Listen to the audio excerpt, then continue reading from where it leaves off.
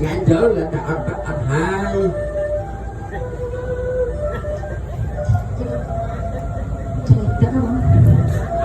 nhưng mà vô tình cùng lắm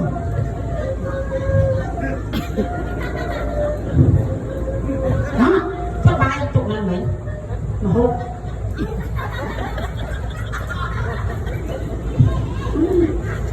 giờ gì liền đó ăn cho thật thật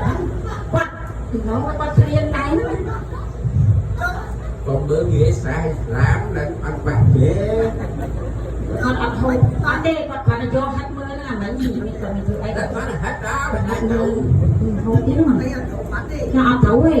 ấy không bạc nè ghế quay lên xem